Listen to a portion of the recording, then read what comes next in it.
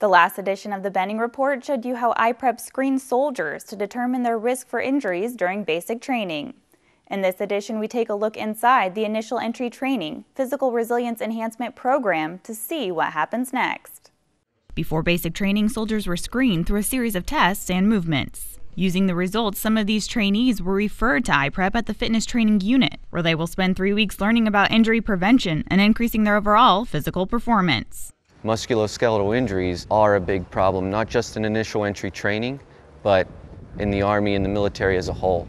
And I think if we can establish this knowledge base on future soldiers, hopefully we can begin to work on this rather large problem. Today, these soldiers will complete 7 movements from the functional movement screening, which are scored on a 0 to 3 scale. If they can't perform at a level 3, they are given an alternate position to repeat the movement. Their scores will determine what exercises soldiers can use to help correct any deficiencies. The goal with that is really twofold. One is identify weak links that might make them prone to injury, and then to develop corrective exercises that are going to correct those weak links, make them less prone to injury, but also make their bodies more balanced. Other strengthening exercises are implemented throughout the 3-week course, such as total body resistance exercises, or TRX, where soldiers use body weight resistance to challenge their mobility and stability.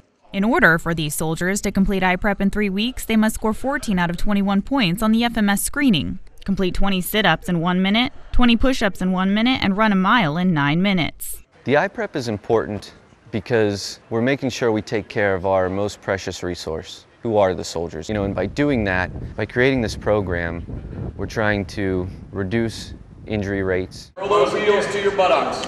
But physical performance isn't the only aspect the cadre analyze. In order to get a holistic view of the soldier, they look at character and personality.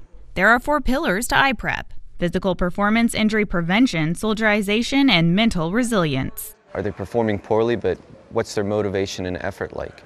Do they look like they're going to be a good soldier, somebody that's going to be successful, not likely to get injured downrange, but just needs a little more help in the IPrep?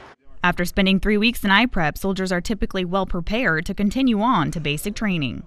Katie Cook, Fort Benning TV.